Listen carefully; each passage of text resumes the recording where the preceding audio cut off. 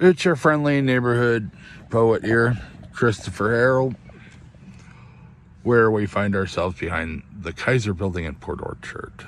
My wife is having her PET scan after the devastating loss of 30 pounds last week.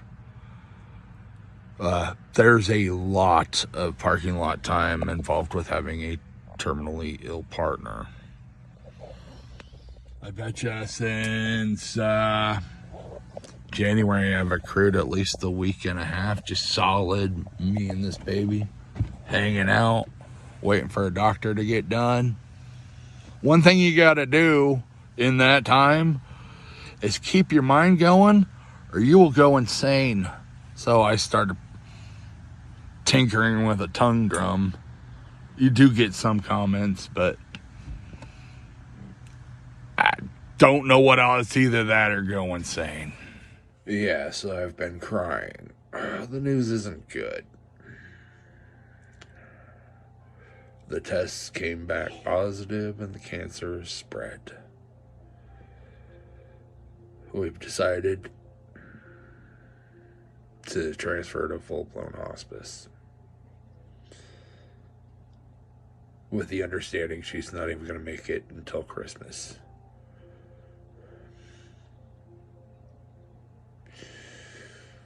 God, I'm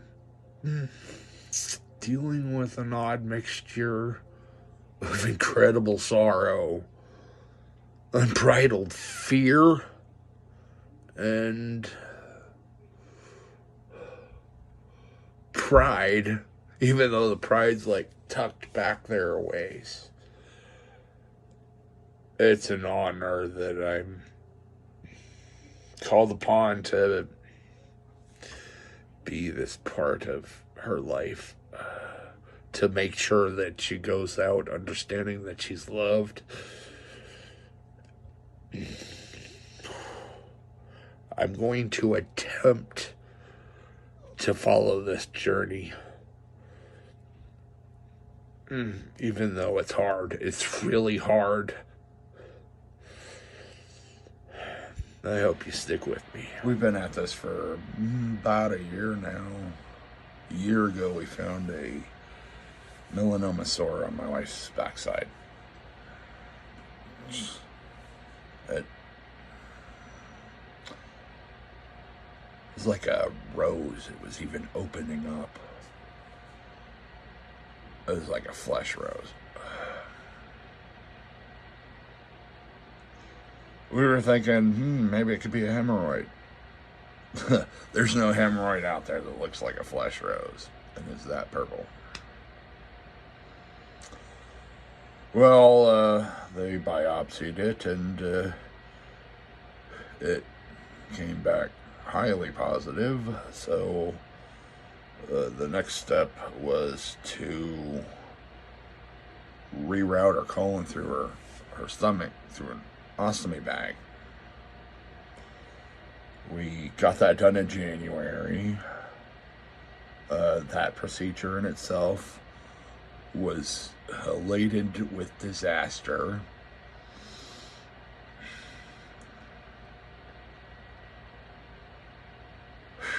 That cost her a month in a convalescent center that wasn't really paying attention to her.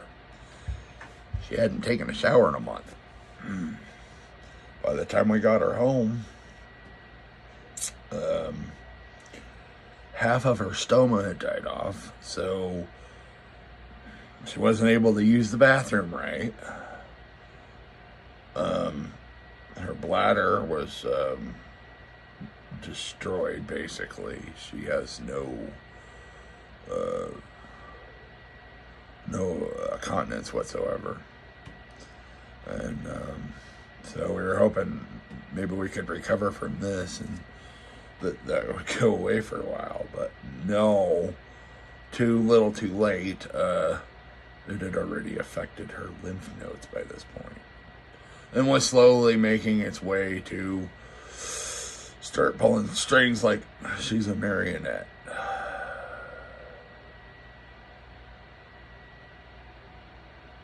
We went on vacation in July thinking, oh man, we knew it was going to be our last honeymoon, and there is no weirder honeymoon to be on than one that you know, and you're getting along just fine. It's not like you're fighting. You're just convinced somebody's gonna die within a year. And it could have been me because I have heart failure and am going through. I had to go through medication changes to get a better handle on it. I'm fine now, but the whole entire trip, she's deteriorating.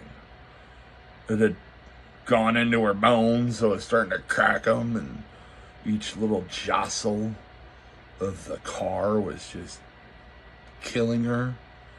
This is why she was yelling at me for taking the mountains to roller coastery.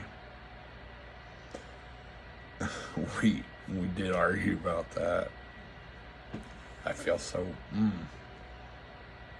horrible knowing what she was going through, but yeah, I don't know. Still in the denial phase, I guess.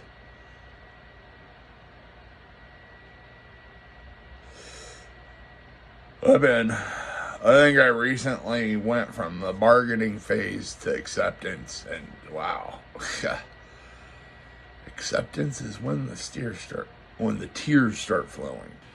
Coming at this purely from the perspective of a poet today, I think I would like to draw attention to Kara's eyes.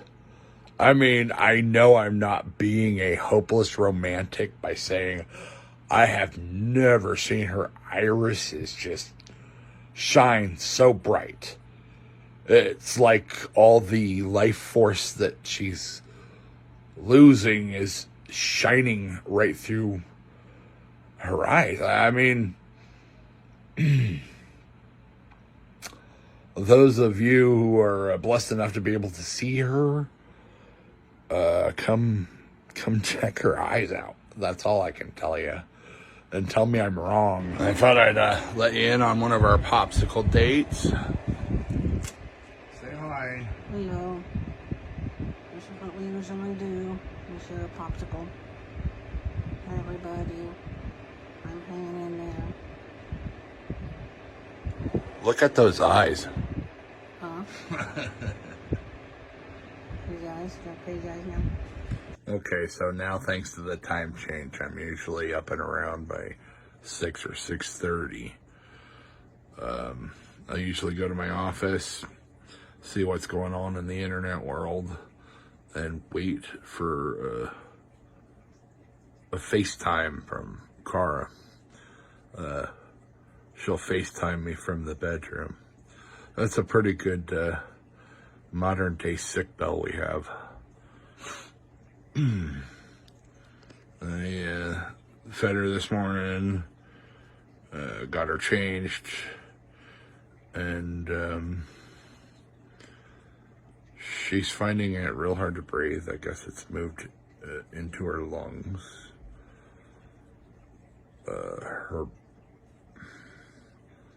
She's shedding weight like I guess you would expect. We're waiting for hospice. Their initial visit is tomorrow. This is hard. In a lot of ways, I feel like I already lost her. Right now I'm driving to Kaiser to go get her a care package. But, yeah, I guess the day has been a little bit trying. A little bit of yesterday. Right now I am waiting for a notary to show up at the house so that we can sign over an advance directive and a power of attorney. The car that we've all come to know is already gone. The shadow we're left with isn't always the nicest creature, but I love her to death. Literally. Hello, folks. I just finished a popsicle date with our patient. She's not doing too good. Right now, it's real hard for her to breathe. It occurs to me that I must be graced to be able to witness every inch of this decline. Kind of like standing beside train tracks, watching a wreck come, and there's nothing you can do about it. The animals here are already mine and my mom's. They've switched their relationship with Kara, less of a god worship and more of a guard. You can tell Stewie knows exactly what's going on, too. The look on my little pug's face is heartbreaking. He looks at me all the time, eyebrows up, as if he can control them, and it's just like, how long do we have? I don't know.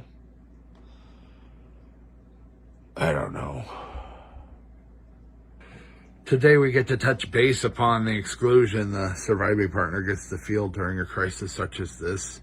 Unfortunately, our patient Kara is past the point of wanting company, even though I could desperately use the pick-me-up.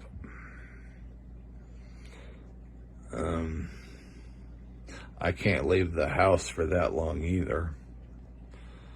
Yesterday she caught me at the pharmacy needing something, and she doesn't really let my mom do much. So I'm not sure how to say I don't think she wants company anymore, guys. Even though I do. It's common for me to go through my day and just get struck with sudden bouts of terror. So I figured rather than try to write it out, maybe I could log it. I went ahead and moved her out of my car, realizing she'll never ride it again.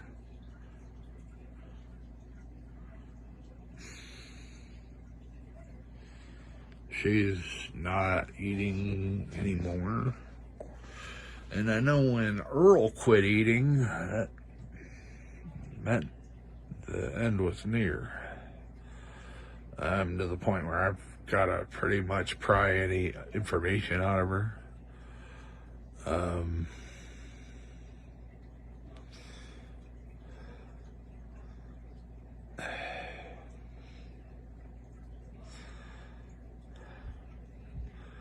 It's progressing. Our patient seems to be stable for the most part. She's incredibly weak and senile. The rate in which she's kind of lost her mind in the last week is alarming. I'm not used to being the rational one between the two of us, but if I were to tell you the truth, I already feel like a widower. What I am now is an end-of-life parent. So we were able to bring Big Brother Dan into the fray earlier this afternoon, and he got to see a little firsthand what I've been dealing with, especially when she got mad when I failed to produce her purse that looks like the green alien. Yeah, that's been a floral backpack for as long as I've been aware of what she's been looking around, but no, she wanted me to find that purse that looks like a green alien. it ended up being her phone with the silver astronaut on it, but I failed to make the connection. She confuses me. I mean, like, wow. I can't really hardly get any information from her. And she doesn't accept a whole lot of help anymore.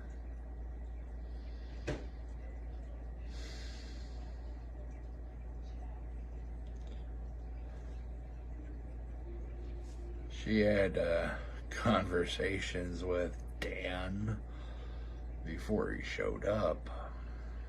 She told me that. She was thinking that I had stolen him away, and meanwhile, he wasn't due to show up for another half hour. And she's like, I've been talking to him for like an hour. Wow.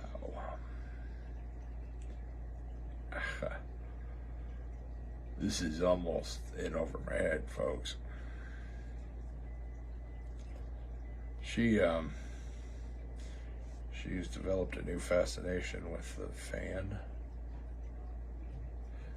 We have the same setup in our room, and she will just beep that thing for 10-20 minutes on end in the middle of the night, not realizing it's strobing or fanning or whatever. It's just not making a connection what it's doing.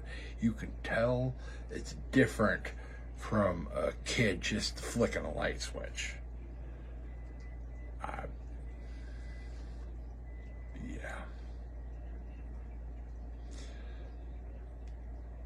She's angry a lot. I guess I kind of don't blame her, but First off, I would love to thank every one of you guys for the support and the encouragement I've been given through this dark time, and from the most unlikely of sources. I decided to cut ties with my counselor this morning because he is off to bigger and better assignments, and I'll be honest when I say the help that I get from him is very much the same as I get from you guys when we converse back and forth, so I don't think that'll be a problem. I'd been journaling to him for twice a day now for the last year and a half, and he was the one that encouraged me to start a vlog, start committing it on tape. So they'll be happy to learn that I've done that. About a +3 on that anxiety scale. Just to let you know, Walter, it's not a 0, but it is on the way down.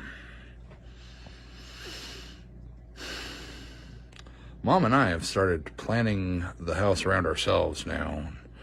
We cut cable and most of the apps that Cara used. She doesn't do a whole lot now. She just lays either with her eyes open or closed. God, she's got to be in hell. We bathed her earlier, and you can tell the pain that she's going through when we just move her. Her bones are glass, and it's like they're all broken.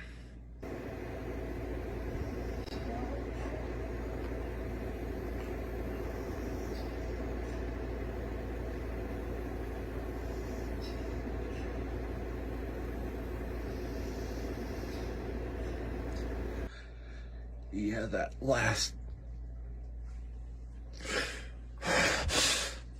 video hit me.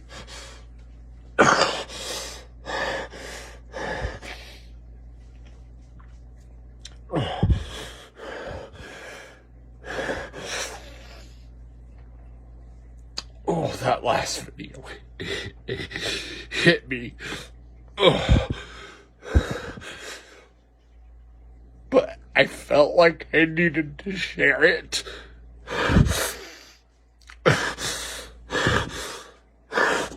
Unfortunately, I think the landmark from yesterday will be the final evening that I was ever able to spend in the same bed with Cara. She's way too fragile for anyone to even think about rolling over anymore. And the idea of waking up next to nightmare fuel is nothing if not terrifying. You would not believe the amount of guilt I was feeling coming to that conclusion, but I've since been set straight by a few different people, so we're good. But I do believe I'm sleeping on the couch tonight. And I do believe I'm going to have to replace that mattress before I even think about moving back in.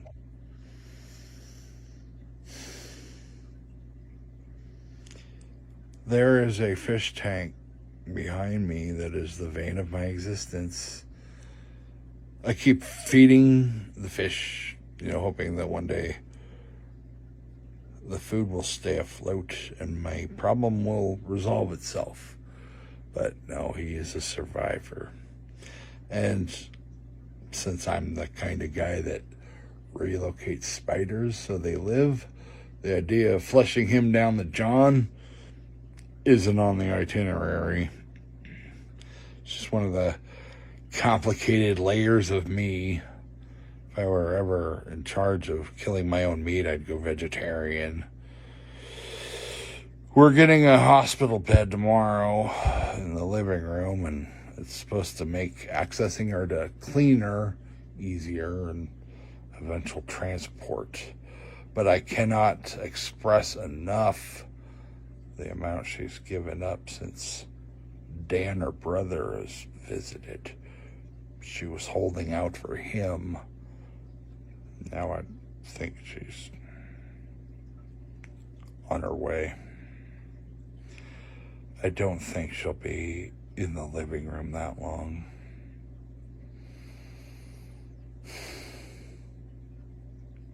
Yeah, it's been one of them onion days where you peel off layers, you bleed, you heal, you cry, you peel more off. Realizations hit. The fact that I'm alone hits. Solitude clangs. I've been part of a couple for longer than I haven't. So the idea that I'm suddenly in charge of myself is overwhelming. I always counted on her to be the rational one, make us look normal. But now I'm going to have to make that effort myself, apparently. I'll start this up by first saying I would never turn my back on help. I'm in over my head. I'll take all the help I can get. Just trying to balance that with her needs. I sleep about as much as a first-time parent going through the trauma of childbirth. It's the same headache, the same haze. We're day number 3 now, waiting for a hospital bed for the living room. For the life of me, I have no idea how they plan on transferring her when every move is a teeth-gnashing wince. Try moving a bag of glass when you're worried about breaking something. No real handles. Nothing on her can you lay a hand on to give any sort of pressure.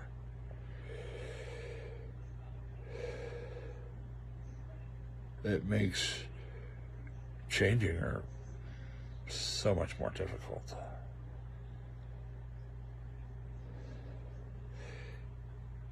Yeah, I ended up yesterday when they didn't come, driving a little bit further than I had to in order to buy a toilet seat to clear my head, to breathe a little bit.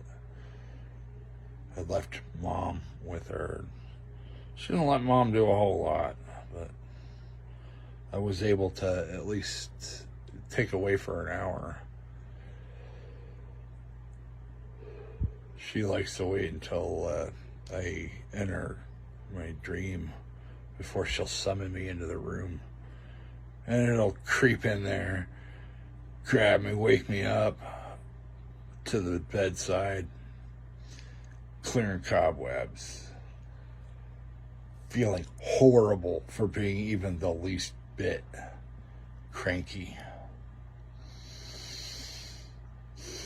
I don't let her see any of my crankiness. I don't think she fully understands that I don't sleep in there anymore, but I can't.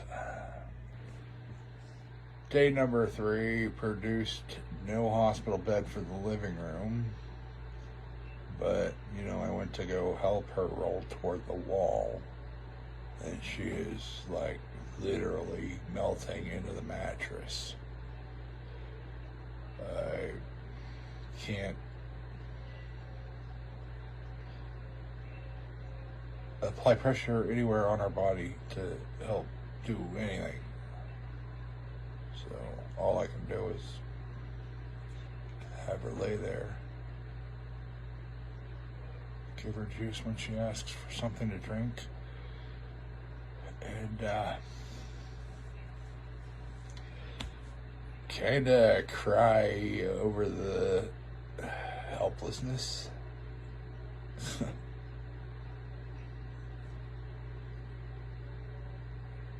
I can't do a damn thing about it, except for watch her.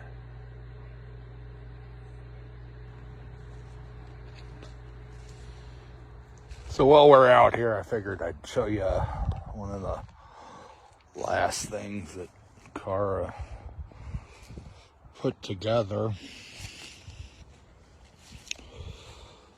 It's a heart-shaped garden. We're day number 4 of the hospital bed fiasco. But it's supposed to be rectified today, of course. We're end of days, folks. The hospice people just even told us that they don't think we have enough time to donate our body to the U and clear all the applications and stuff. So the new thought is to cremate and put her here.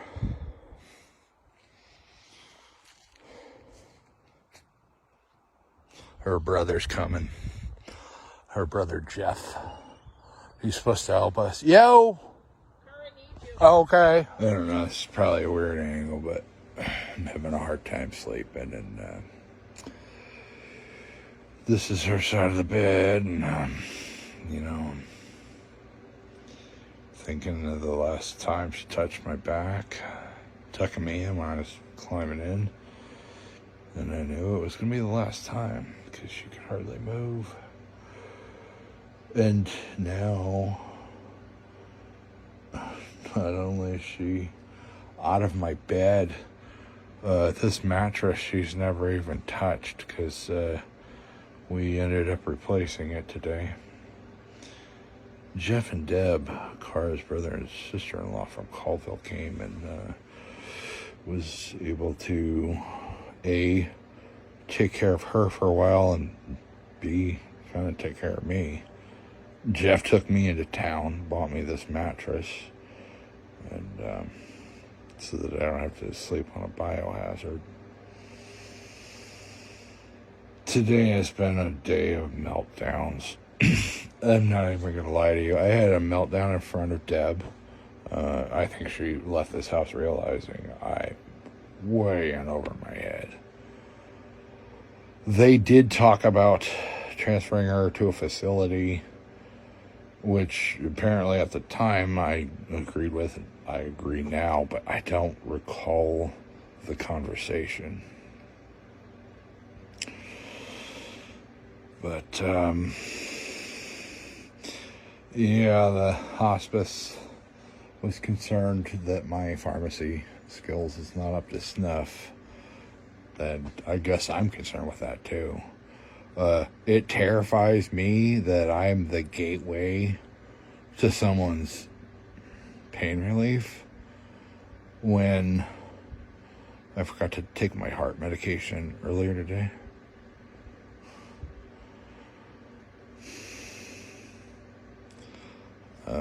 Yeah, they wanted me to get all our meds together and organize it, which my mom did,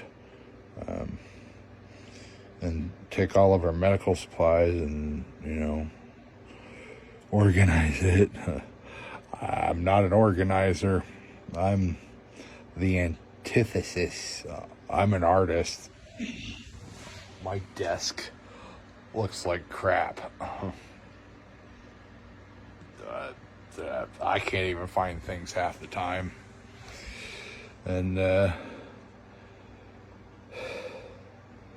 yeah, we're starting to get help. I'm not trying to turn anyone away anymore. I'm just saying we can't overwhelm her, but right now, my own mental state is at stake, so yeah.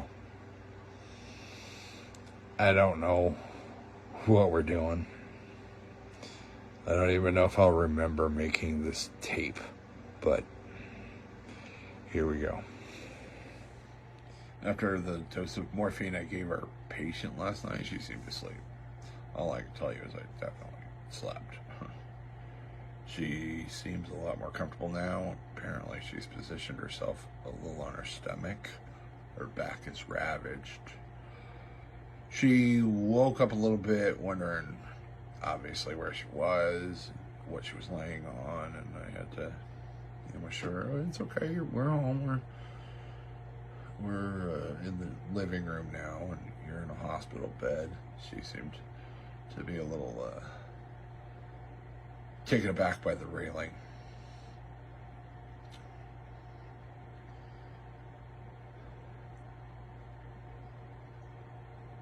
I was sweetly woken up by my sister. We FaceTimed, and that is a beautiful way to start kind of a landmark day, if you think about it. I thought maybe I'd have trouble last night, but no, once I touched down, it was over.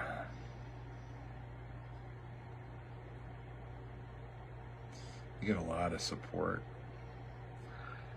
Derek made me cry the other day.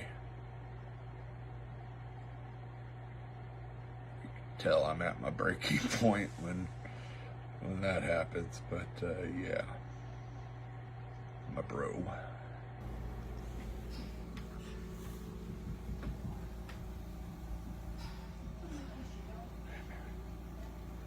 How you doing? My mom felt really defeated today. She's afraid that we failed. And I found myself in a position where I had to give her a pep talk, even though I'm feeling the same funk. I said, hold your head up high, smile, and we're on the finish line. That no matter what happens from here on out, we stay till the bitter end, and we remain heroes. Now, I don't know if I buy that either from where I'm sitting, but that is what I tried to soothe her with. I had to admit to a social worker that leaving me in charge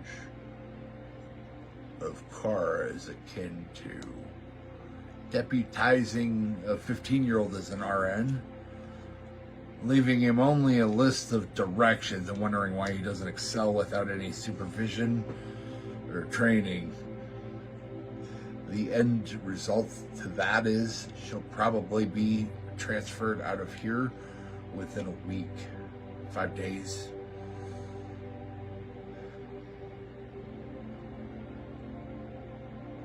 I had to retake my bank.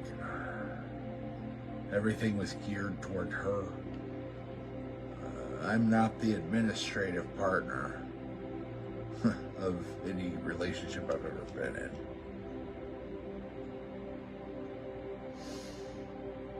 An army of Kara's family came to take things over again today, and they let me go.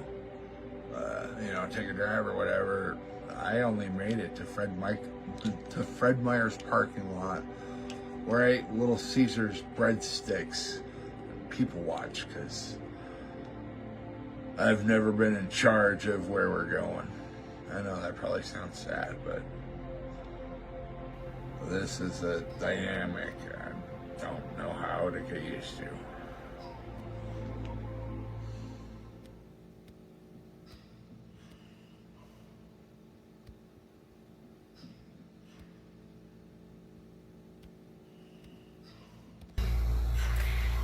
Sitting here this afternoon with our dear Kara, and thought that if anybody wanted to wish her any well wishes as she gets ready to depart from this place we've called home. She's called home 53 years.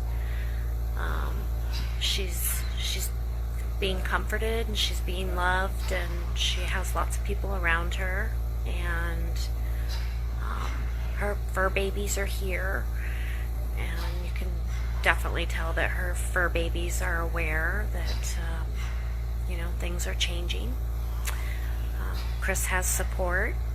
Her brothers are here, family's here, and we're just giving her all the love that we can right now. And hi Jeff, nice to see you. And we kind of figured, if anybody wanted to jump in or join and say hi or something, you're welcome to. But you don't have to. That's okay too. We all process our grief in a very different way, and saying goodbye to those that we love and people that have been in our lives for, majority of our life now as we age. It's not an easy thing to do. And I'm very thankful that I've had her as a friend in my life as long as I have, and I'm thankful for all the support that she's given me, and the laughters and the tears that we've shared. And I wish everybody could see her and give her love, and just know that man, she's a fighter. She's really a fighter. But I couldn't be more proud of Chris. It's not been easy, and his own health issues, have made for some big challenges. And,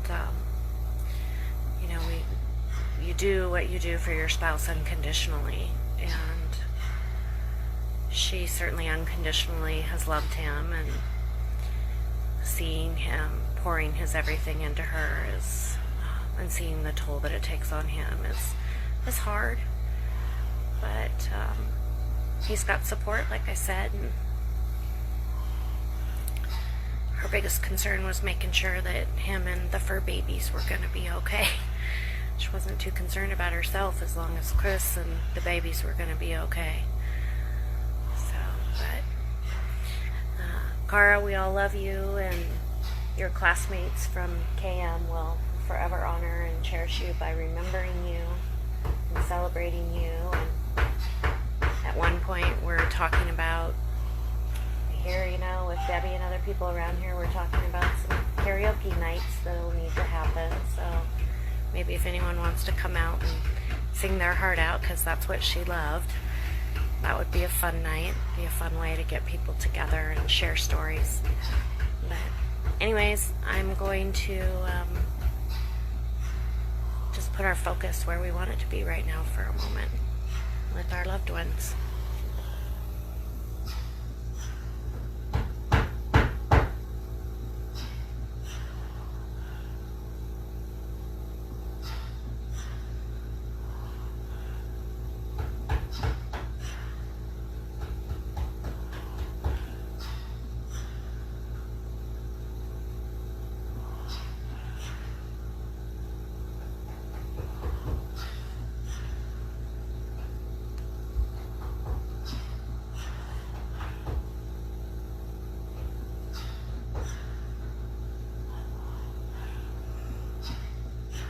Jeannie's sending you loves and special squeezes.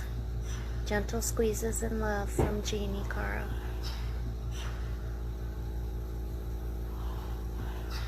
Jeff Pace is here. Got some old royals stopping by on the page to say hi.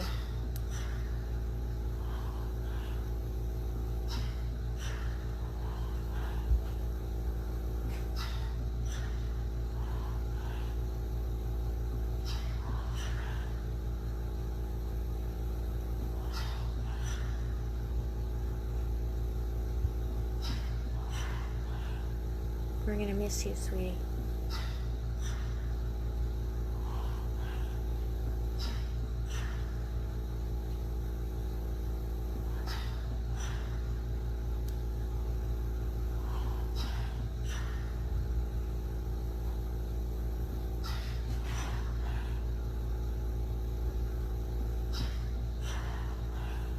Angels on your wings.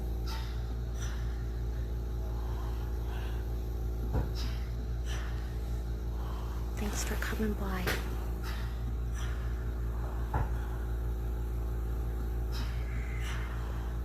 We're gonna sign off now. The next time your girl does something to annoy you, drink it in.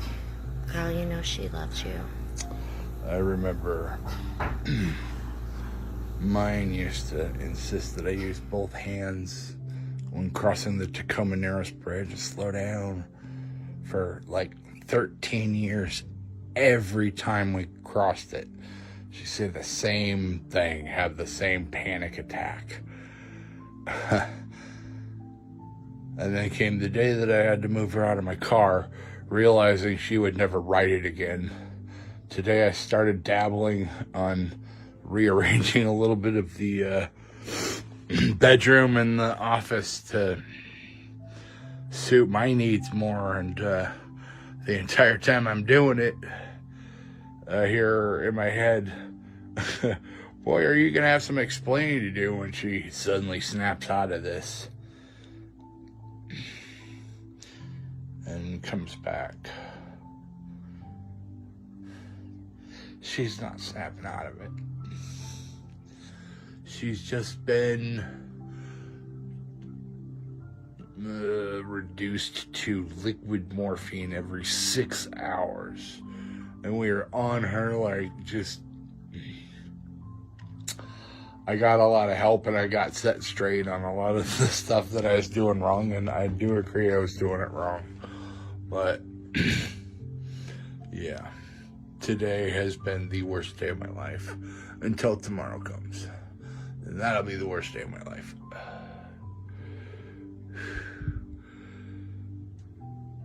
The only way to fight this is love, and I'm getting plenty of it. Cara's last breath was November 19th, 2023. At 12:29. Say it, please. At 12:29.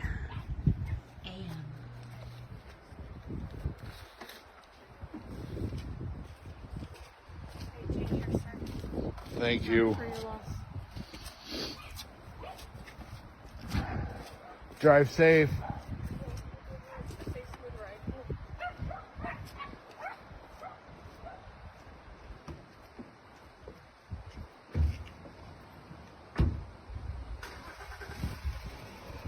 And there goes our hero.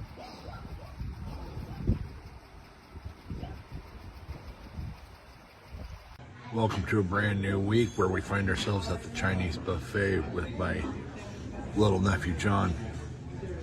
We're at the end of a Goodwill donation run.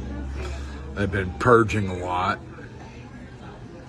rearranging some things, throwing a bunch out. I've been dealing with a whole bunch of survivor's guilt, which I hear is a common thing. But I guess what I'm concentrating on is where I know I went wrong. I was essentially playing second chair from the beginning. And there's a lesson to be learned here. Not everybody has what it takes to be a hospice caregiver. You got to be the kind that preemptively researches stuff. You got to be a book nerd. You got to be naturally curious. You don't really have to be an expert, but you at least got to pretend to be one. And all of these ain't me. I'm about as organized as an art teacher. You got to be more like my ex-brother-in-law, Paul Harris. He runs a tight ship. Me? Not so much. Say hi, John. Hello. So the toilet lid might be open. I don't know now. And I don't have to care. The fans are gone. Her clothes. Her essence is gone. It's funny, when my dad, Bob, passed away, I swear he stuck around for at least a month, just screwing with things. I swear he fixed my gas cap even. Kara's gone. The moment the astral light shone through, she split. Yeah, that plays heavily on that survivor's guilt too. It's just like, did I hurt a dead person's feelings? Am I trying to impress a stone? No, it's.